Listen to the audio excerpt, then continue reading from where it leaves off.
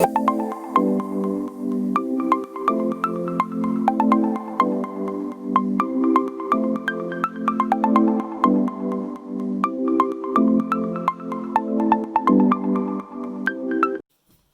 fellow crafters and paper artisans. It's Chandra with Stockton Stuff. I'm here to share a quick little gift that I made for a colleague that is retiring.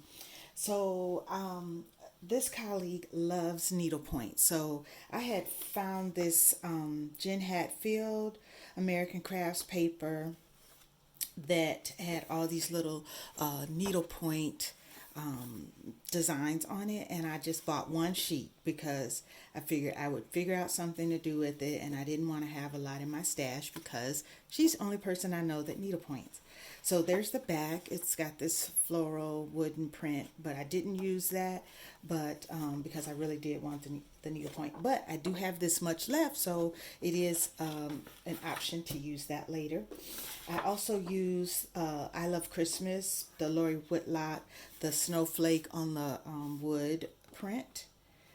Just because I just needed a light color, because I did make a card as well, and I used that paper as the background, and just put a front there, and then I wrote her a note.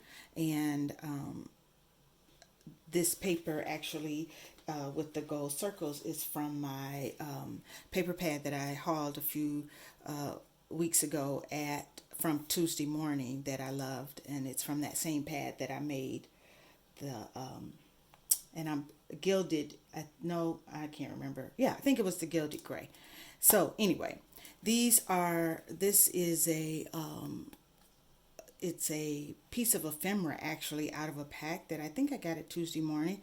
It was a 3-piece, and then it had some flowers as well. And this is the second one that I've used. I think the first one was Happy Birthday. I had made a card for my mom. Not sure if I shared that with you guys.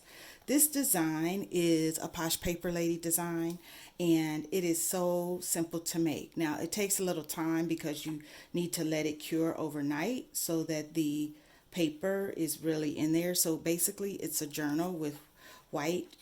This is 24, this actually might be 28-pound paper that I just already had in my stash.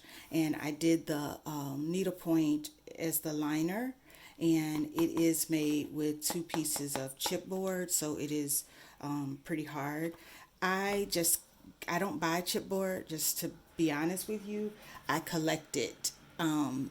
And it's easy to collect at my work because we get lots of boxes of things, and inside there's usually a liner of chipboard. And so the girls in my office know how heavy I like it. They don't bring me the thin sheets, they'll bring me the nice and sturdy ones. So I have a drawer full of various weights of chipboard.